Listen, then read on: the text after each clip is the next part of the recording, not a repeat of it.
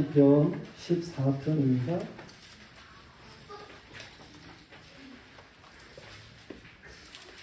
시편 14편 공부하겠습니다. 어리석은 자는 그의 마음에 이르기를 하나님이 없다 하는도다. 그들은 부패하고 그 행실이 가증하니 선을 행하는 자가 없도다. 여호와께서 하늘에서 인생을 굽어 살피사 지각이 있어 하나님을 찾는 자가 있는가 보려 하신즉 다 치우쳐 함께 더러운 자가 되고 선을 행하는 자가 없으니 하나도 없도다. 죄악을 행하는 자는 다 무지하냐? 그들이 떡 먹듯이 내 백성을 먹으면서 여호와를 부르지 아니하는도다. 그러나 거기서 그들은 두려워하고 두려워하였으니 하나님이 의인이 세대에 계심이로다. 너희가 가난한 자의 계획을 부끄럽게 하나 오직 여호와는 그의 피난처가 되시도다. 이스라엘의 구원이 시온에서 나오기를 원하는도다. 여호와께서 그의 백성을 포로된 곳에서 돌이키실 때에 야곱이 즐거워하고 이스라엘이 기뻐하리로다. 아멘. 이제 성도의 찬양이 있습니다.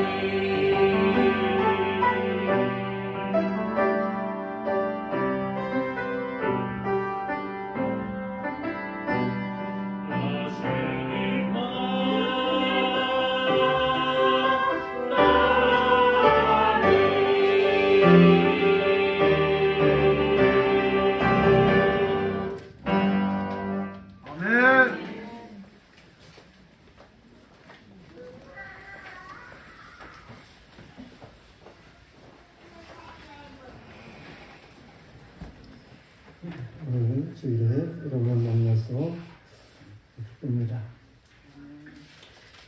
오늘 시편 14편 내용의 말씀인데요. 죄악이 관영한 시대가 어떠한 시대입니까? 죄악이 관영한 시대는 하나님이 없다고 말하는 시대입니다. 하나님이 없다고 생각하는 세상은 무엇이 추가되어서 살아가게 됩니까? 자기 소견이 최고라고 생각을 하게 되는 거예요. 자기밖에는 없다고 생각하는 때입니다. 자기 자랑이 강하고 교만이 하늘을 찌르는 때를 가리켜서 죄악이 관영한 시대, 하나님이 없다고 말하는 시대, 그렇게 말을 할 수가 있어요. 이 교만이 최고조로 이르게 되면 오늘 새벽에도 잠언 16장 말씀을 보았는데 18절 말씀에 보면 교만이 패망의 선봉이다 그랬어요. 거만함이 넘어짐의 앞잡이가 된다고 말씀을 주었는데 그렇게 말하는 것밖에 없습니다. 죄악에 관영한 세상은 어느 시대와 같습니까? 노아의 시대와 같습니다. 예수님께서 마태복음 24장에서 그렇게 잘 말씀을 하셨어요. 우리가 노아 시대를 한번 생각을 해보면 노아 시대가 어떠한 시대입니까? 창세기 6장 2절 말씀에 가서 보면 하나님의 아들들이 사람의 딸들의 아름다움을 보고 자기들이 좋아하는 모든 여자를 아내로 삼는지라. 여호와께서 이르시되 나의 영이 사람과 함께하지 아니하리니 이는 그들이 육신이 됨이라 그랬어요. 하나님의 아들들이 사람의 딸들을 취하여 낳은 자식들, 그들을 가리켜서 네피림이라 그렇게 말을 합니다. 네피림이라고 하는 말은 거인이라는 말도 되고 용사라고 하는 그러한 말도 되는데 이 자기 멋대로 그렇게 이제 자식을 낳게 되고 그러한 시대, 그때의 인간이 공룡같이 거대해졌다, 그러한 의미를 주고 있는 말씀인 거예요. 물론 당시의 사람들이 거인들 있었어요. 그렇지만은 일반적으로 네피림 이렇게 표현하고 있는 말씀을 거인으로만 보기보다는 인간 자신이 공룡화되는 그러한 모습을 생각하게 하는 의미가 있다, 그런 얘기입니다. 자기들이 좋아하는 대로 사는 사람들이 되었습니다. 오늘날 우리는 이 시대를 가리켜서 내로남불 시대 이렇게 이야기를 하게 됩니다. 그것이 바로 자기밖에 모르는 세상, 자기밖에는 다른 사람이 없는 그러한 세상을 이제 말해주는 그러한 표현이기도 한 거예요. 이런 시대에 여호와께서는 사람과 함께하지를 않으십니다.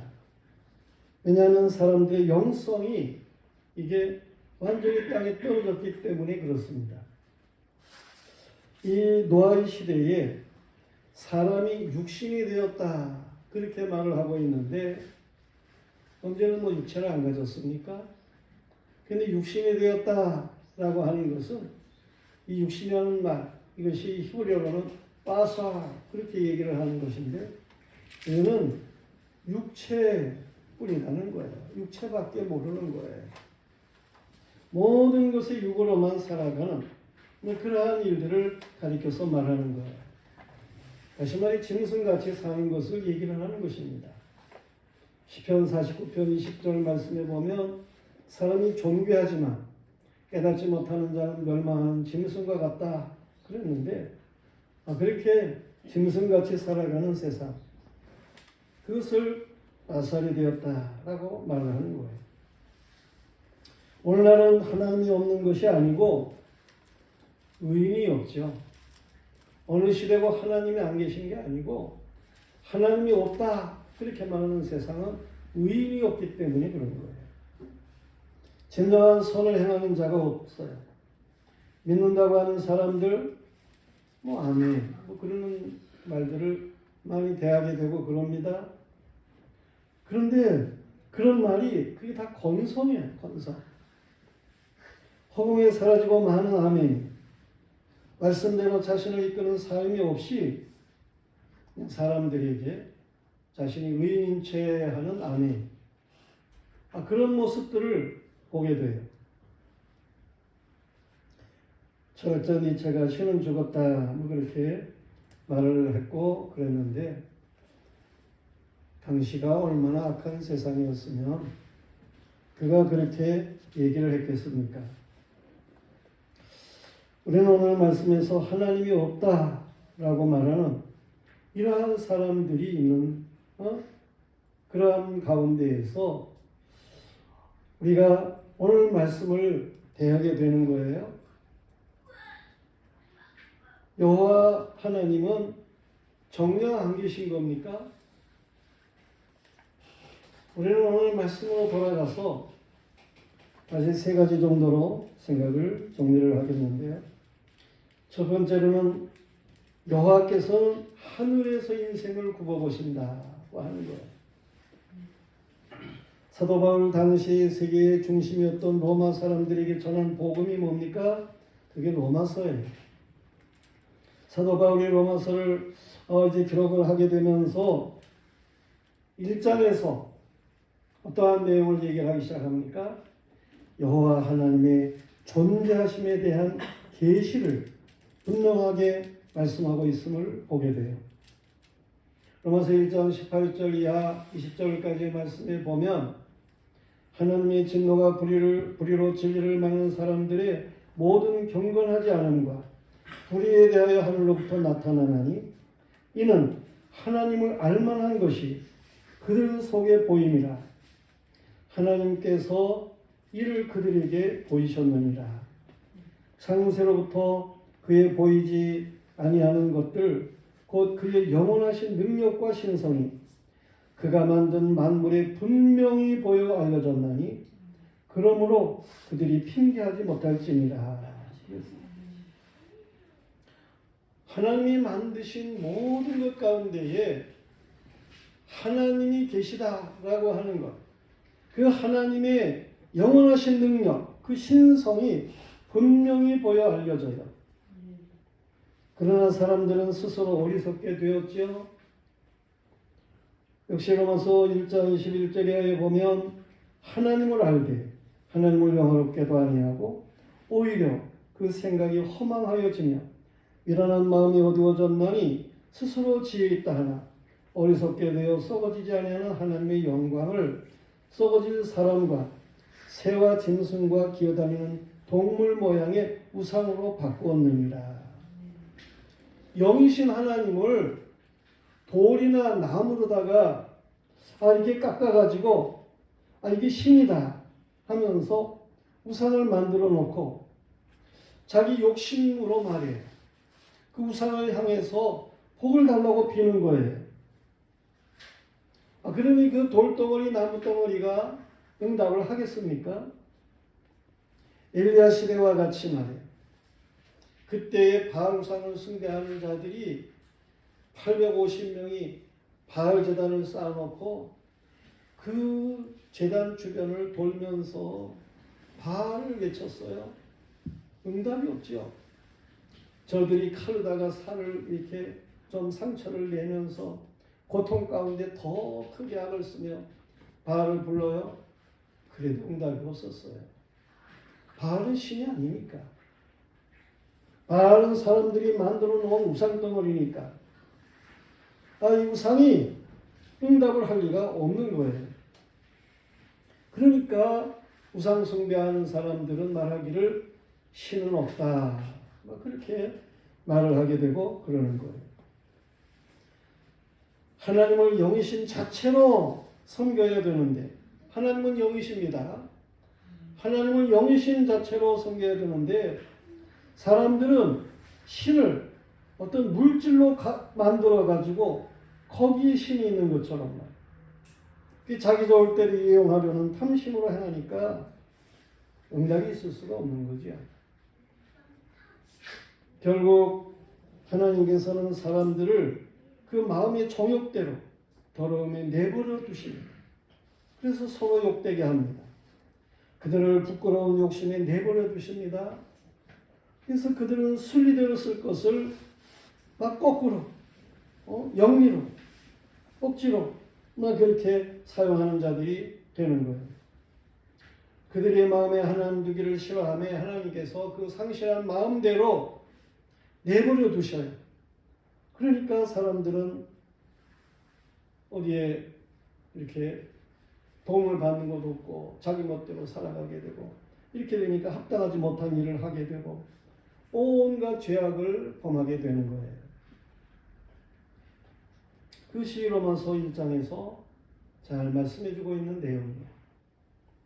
로마서 2장은 유대인들의 죄에 대해서 얘기를 합니다. 이 유대인들이 여호와의 율법을 받았어요. 이 율법을 받은 유대인일지라도 저들이 율법에 따라서 회개하는 것이 없어요. 하나님께서는 율법을 주실 때에는 죄가 뭔지를 알게 하고 그 죄를 회개하라고 말씀을 하시는 거예요.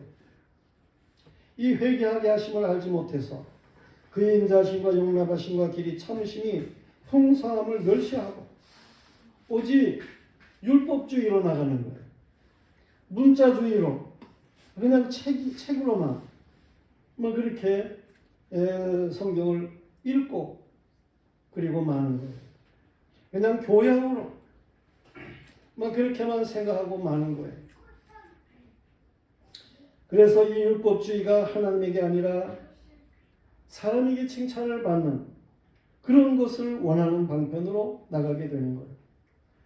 그 율법을 가지고 남을 판단하는 이런 판단의 조문으로 말이에요. 이렇게만 사용하는 그러한 유대인들 여전히 죄인이죠. 이 율법주의로 나가면 그렇게 사람들에게 칭찬을 받기 위한 외식을 하게 되는 것이고 율법주의로 나가면 그 율법으로 다른 사람을 정죄하는 그러한 정죄자로 살아가게 되고 그러는 거예요. 그래서 이 유대인들은 자기를 변화시키지는 않고 이처럼 살아가니까 유대인이 죄인이라는 거죠. 3장 로마서 3장 말씀으로 가면 유대인이나 이방인이라고 생각하는 헬라인이나 다 죄 아래 있다고 말을 하고 있어요. 로마서 3장 10절 말씀부터 보면 의인은 없나니 하나도 없습니다.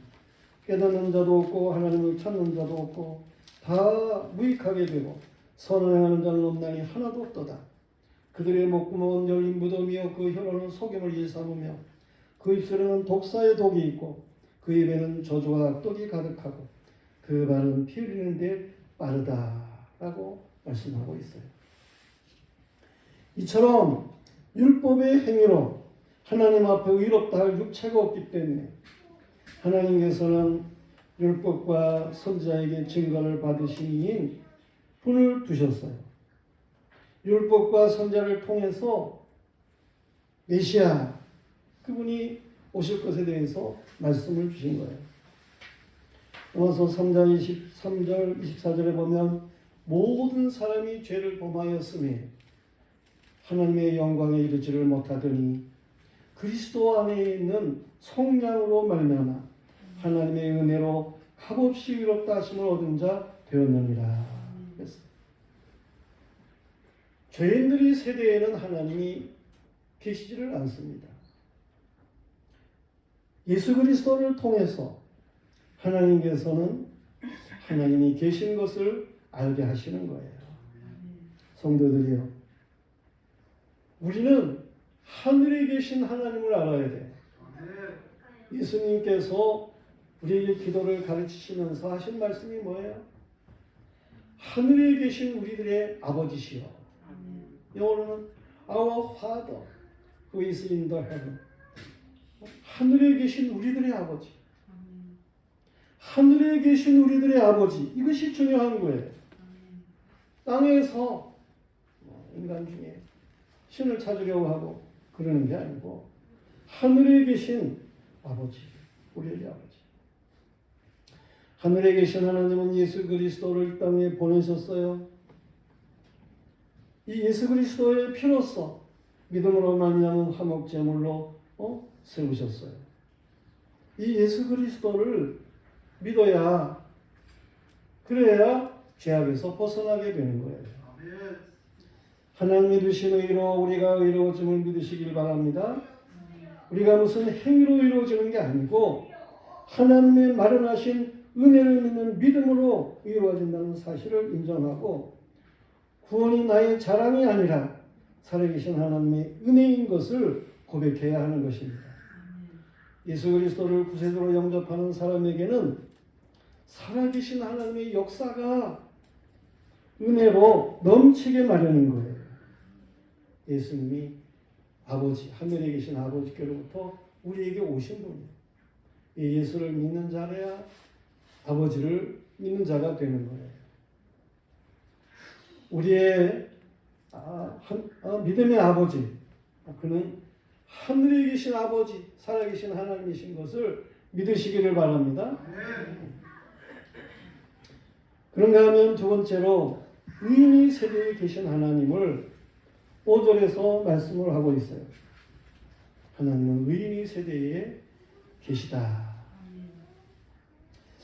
하나님의 계심은 이렇게 의인의 세대를 통해서 뚜렷해집니다.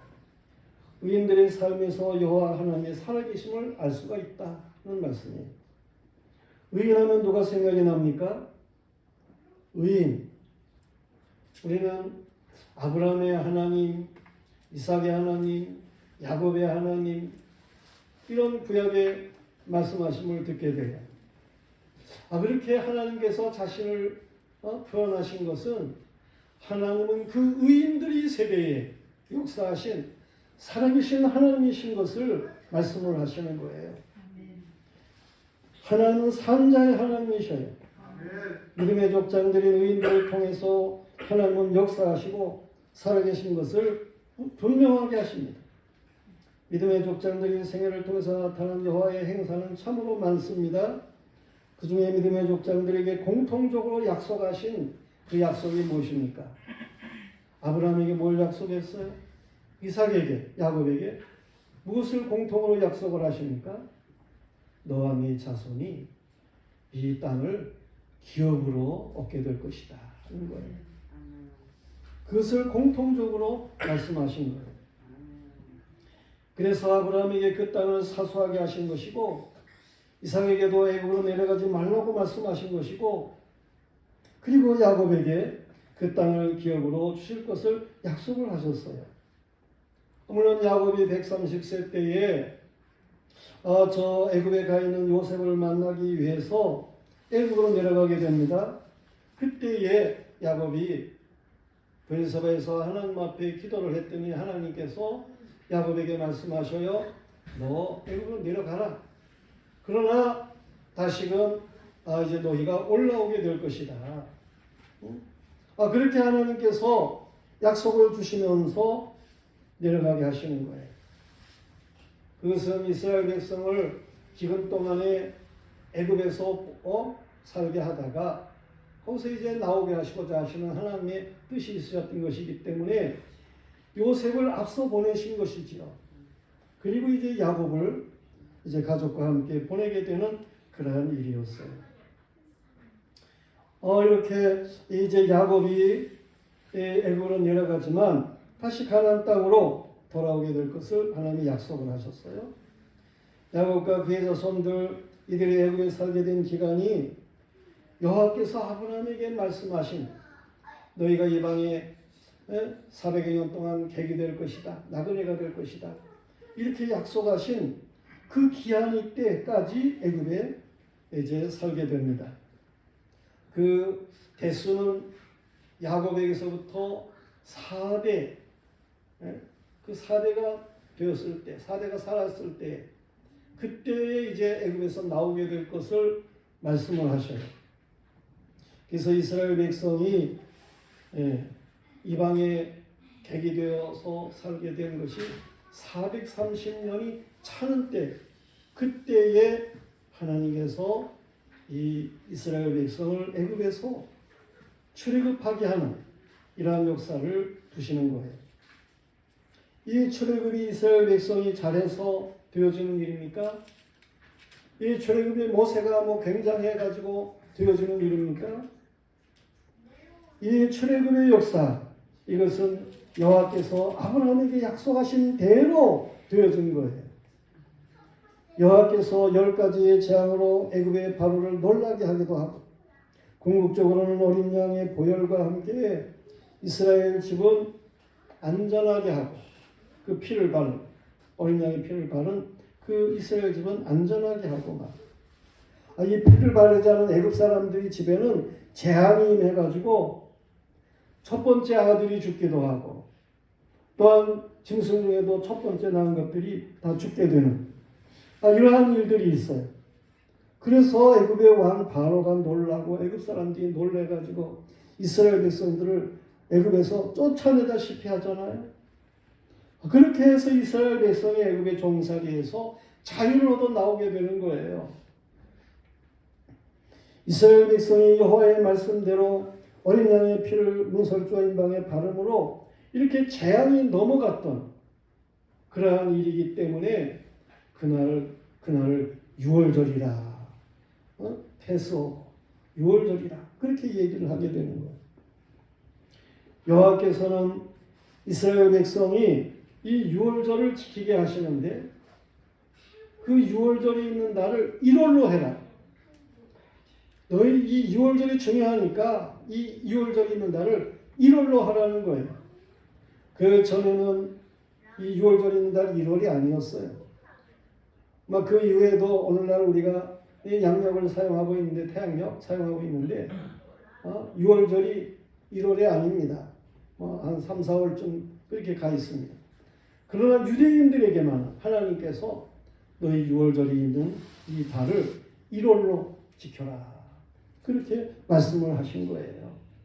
그래서 유대인들은 오늘날에도 여전히 유월절이 1월입니다.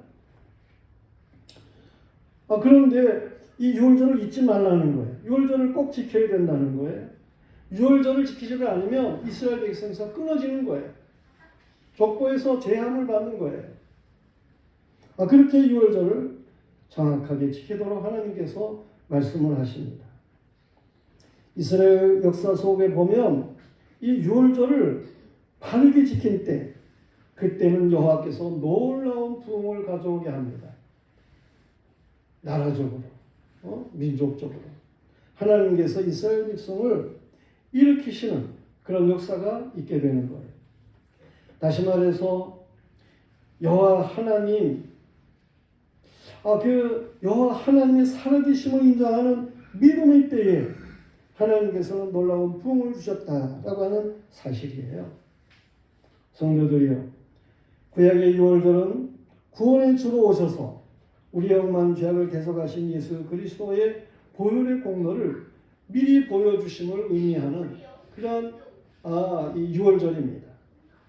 그 유월절에 죽어가지고 그 피가 문설주와 임방에 발려진 그 어린 양, 그거 예수님을 상징하는 거예요. 그래서 세례 요한은 예수 그리스도를 가리켜서 돌아 세상죄를 죽어가는 하나님의 어린 양이로다, 그렇게 말을 하는 거예요.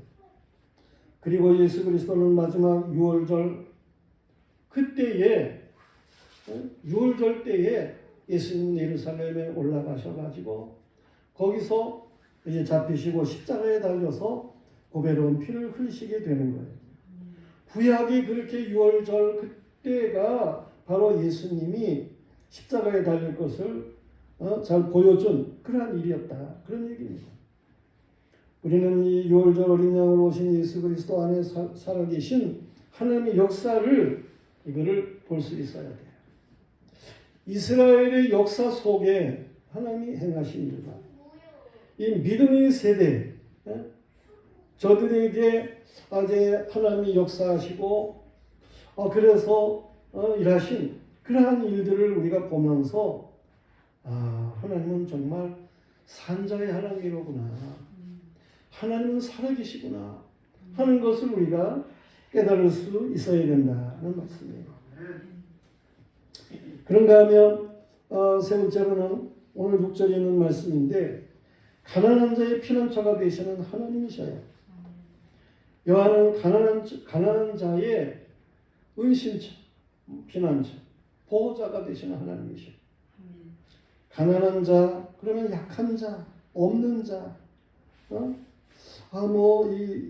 뭔가 긍휼이 필요한 자, 이런 사람을 가리켜서 말하는 거예요. 이러한 가난한 자의 부르짖을 때에 응답하시는 여호와 하나님을 보면 그러면 살아계신 하나님을 알 수 있다. 그런 말씀이에요. 이스라엘 백성이 출애굽해가지고 홍해를 건넜어요. 3일 길을 갔어요. 마실 물이 없는 거예요. 근데 웅덩이가 하나 있어요. 물이 고였어요. 그 물을 보니까 먹으려고 그러니까 이게 먹을 수가 없어요. 쓴 물이에요. 마라. 쓰다는 거예요. 저도 가봤어요. 마라에. 조그마한 웅덩이가 있어요. 도저히 먹을 수 없는 물이었죠. 모세의 기도가 있었어요. 여호와 하나님께서 모세에게 나무 가지를 그 물에다가 던져라 그랬어요. 그렇게 했더니 그 물이 단물로 변했다는 거 아니겠어요? 나무가 무슨 그게 대단해가지고 쓴물이 단물로 변합니까? 하나님의 말씀에 순종하고 그렇게 나가니까 하나님께서 쓴물을 단물로 바꿔주셨다. 하나님이 그렇게 행하시는 일이에요. 여호와는 만나를 광야에 먹을 것이 없는 식물이 기를 수가 없는 곳이기 때문에 먹을 것이 없는 그곳에서 만나를 주셨어요. 이 광야는 물이 없어요. 물이 없어요. 중간중간 이제 오아시스가 좀 있어가지고 물이 고인 곳이 있지만 일반적으로 물이 없는 황량한 들판 그런 가운데 하나님은 반석을 쳐서 생수가 나게 하신 이런 하나님이시요. 그것으로 살아계신 하나님을 알게 하시죠. 여호와께서는 광야에서 이스라엘 백성 저들을 행진하게 하는데 낮에는 얼마나 뜨거워요. 40도 이상이라니까요. 그런 가운데에서 하나님이 저들을 보호하시는데 어떻게? 구름 기둥. 이스라엘 백성이 행진하면 그 행진하는 넓이 이상으로 구름이 쫙 하늘에 있어가지고 그래서 태양이 이들을 괴롭히지 못하게 하시는 그런 역사를 주신 거예요. 밤에는 또 얼마나 춥습니까? 모래밭이. 그곳에서 하나님은 밤에 불기둥으로 그렇게 역사하신 하나님이시라고 하는 거예요. 이스라엘 백성 저들이 아무것도 없이 그렇게 이제 광야에 살아가게 되고 그러니까 거기에 본래 살던 아말렉 족속들이 만만하게 보고 이스라엘을 습격을 합니다. 그래서 여호수아가 이제 군사를 모집해가지고 나가서 아말렉 대적을 치게 되는 거예요. 그런데 그때 모세는 산에 올라가서 기도를 하게 되죠.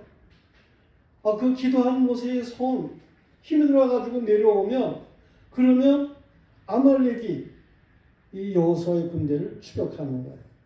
근데 모세가 다시 손을 들고 기도를 하면 여호수아 이 이스라엘의 군대가 아말렉을 추격을 하는 거예요.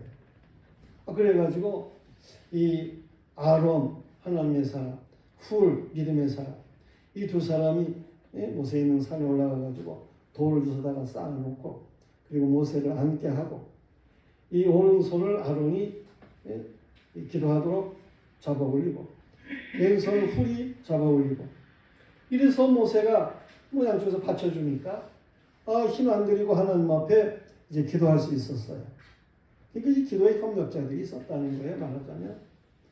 그렇게 기도를 하니까 기도하는 소리 내려오지도 않으니까 여호수아의 군대가 아말렉을 계속해서 이기는 거예요.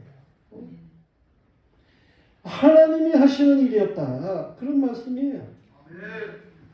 가나안 땅에 들어가서 살면서 이스라엘 주변 여러 나라들이 침략을 하게 됩니다.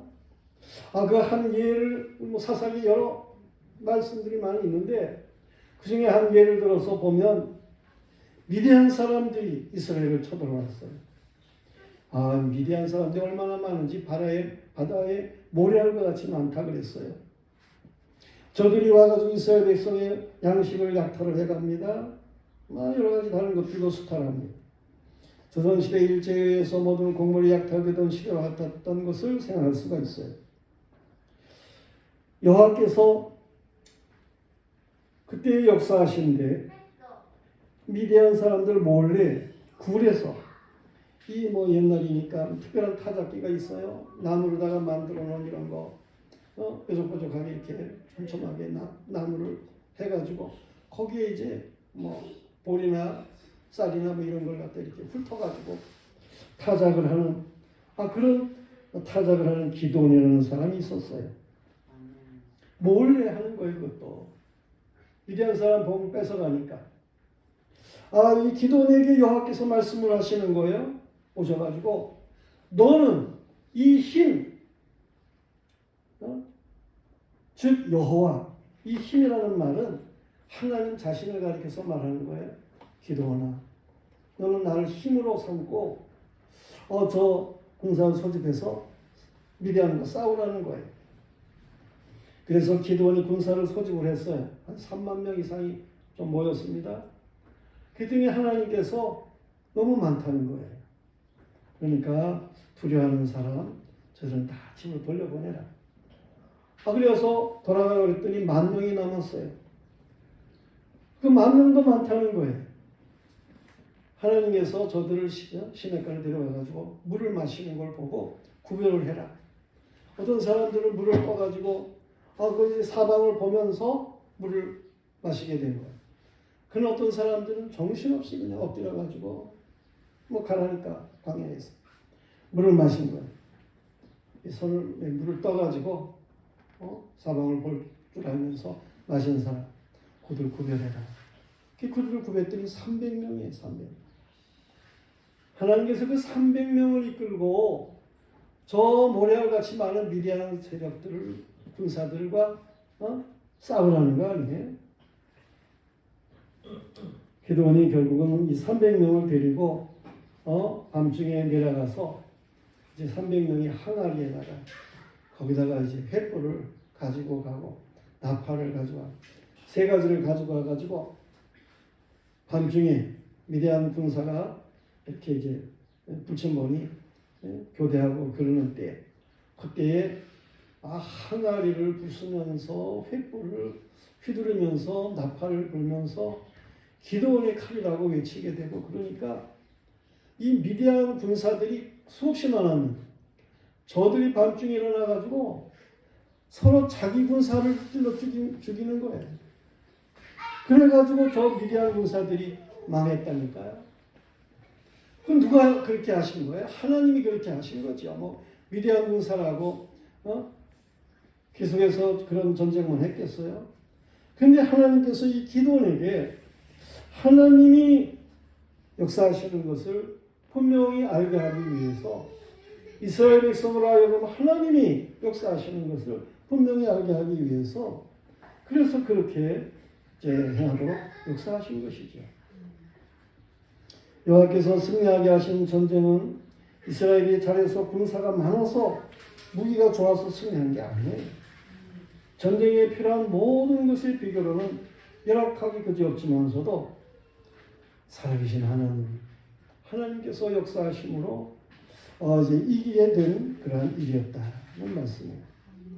다른 전쟁에서도 보면은 하나님께서 이스라엘 백성이 내적을 추격하게 하고 다른 나라 사람들은 비탈로 이렇게 내려가게 되고 그러는데 그 비탈로 다른 군사가 내려가게 될 때에 하늘에서 우박을 내려가지고 저들이 그냥 우박에 맞아서 미끄러져서 그래가지고 그냥 죽는 그 숫자가 이스라엘 백성 칼에 죽는 자보다 더 많게 하셨다는 거 아니에요? 그렇게 하나님은 역사하시는 거예요. 이 사람의 수요가 그렇게 적은 300명을 가지고 말해요. 미디안에 그렇게 많은 군사를 갖다가 물실 수 있게 하시는 하나님. 이 없는 것 같은 자, 가난한 자, 이들에게 하나님이 역사하시는 하나님이셔요. 성도들이요. 가난한 자, 죄가 없는 자의 기도를 들으시는 여호와 하나님이신 것을 믿으시길 바랍니다. 그 하나님은 살아계신 하나님이신 것을 알게 하시는 것을 우리가 깨달아야 되는 거예요. 여러분의 심령이 강한 자가 되어가지고 하나님 앞에 기도할 때에 살아계신 하나님께서 역사하시는 것입니다. 틀림없어요. 오늘 우리는 말씀을 마치면서 7절에 있는 말씀과 같이 이스라엘을 포로에서 돌아오게 하신 살아계신 하나님을 다시 한번 살펴보도록 하겠어요. 이스라엘 백성 다윗 시대 솔로몬 때에 12지파가 이스라엘이라고 하는 한 나라였어요. 그런데 솔로몬의 아들 르호보암 때 그 나라가 나뉘었어요. 그래가지고 10지파가 북쪽인데 북쪽 10지파가 이스라엘 그렇게 나라의 국호를 가지게 되고 이 남쪽 베냐민과 유다와 베냐민 이 두 지파가 유다 나라 그렇게 되어진 거예요. 그런데 북쪽 이스라엘 그들이 722년에 저 북쪽에 있는 아수르 나라에 망하게 됩니다.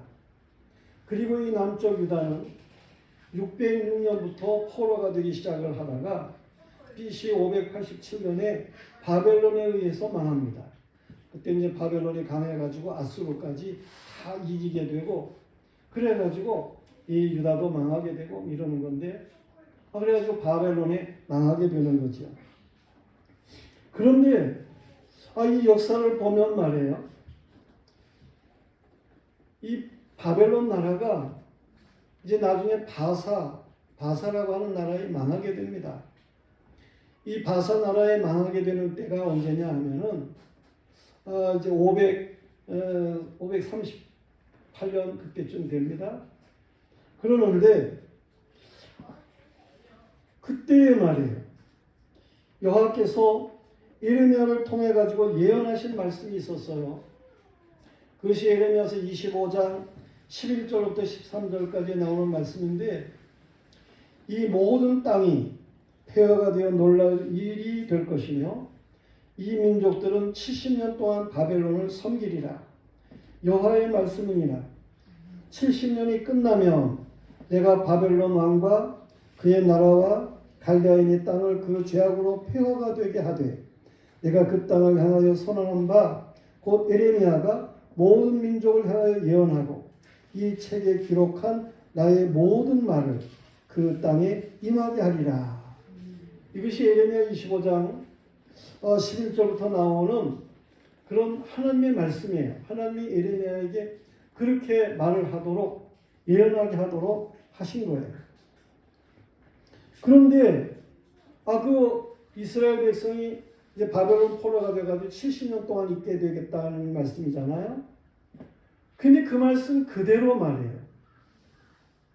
하나님이 되어지게 하셨다는 거죠.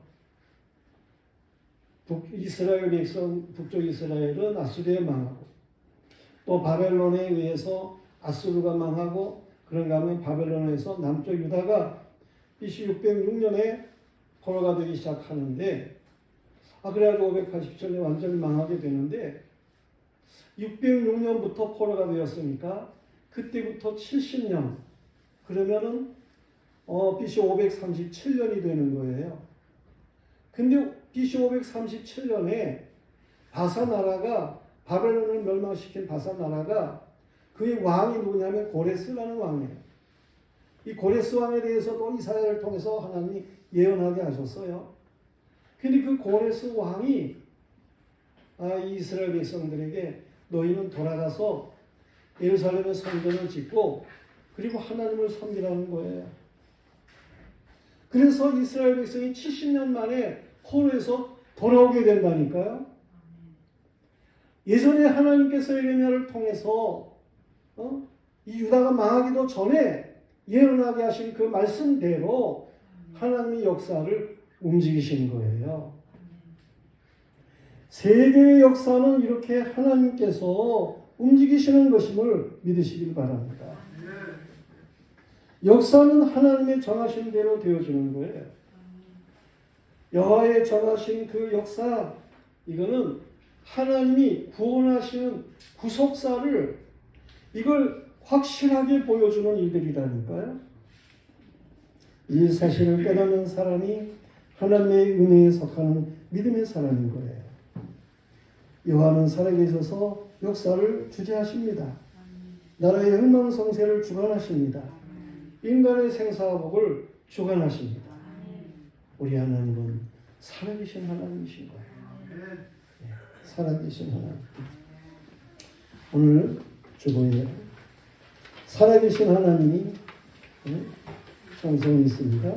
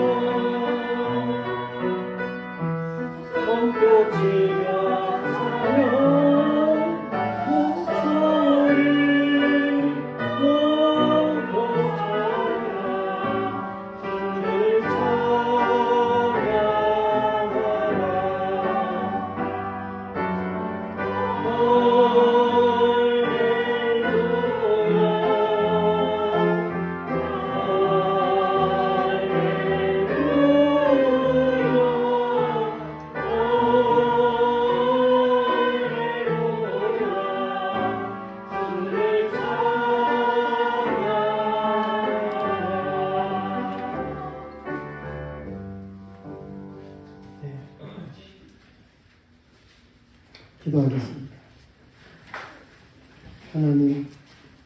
하나님께서는 역사를 주재하시는 하나님이십니다.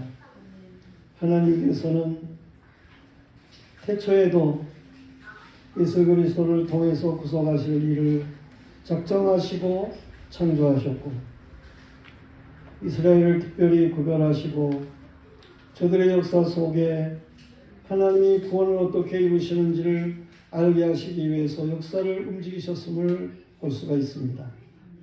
세계의 역사 속에 하나님께서 어떻게 구원의 일을 이루시는지 살아계신 하나님의 역사를 나타내시는 것을 믿습니다. 우리의 눈을 열어주시옵소서. 하나님의 역사를 보게 하여 주시옵소서. 구속사를 보게 하여 주시옵소서. 믿음이 더욱 자라게 하여 주시옵소서. 하나님의 영광을 높일 줄 알게 하여 주옵소서. 아버지 하나님, 오직 예수 그리스도 안에 믿음으로 살아갈 줄 아는 하나님의 사람들에게 하여 주시옵소서. 우리 영화교회 모든 성도들, 하나님 아버지 살아계신 하나님으로 온전하게 섬기는 믿음의 사람들이 될 수 있도록 하나님의 크시는 총을 다하여 주시옵소서. 예수님 이름으로 기도드리옵나이다.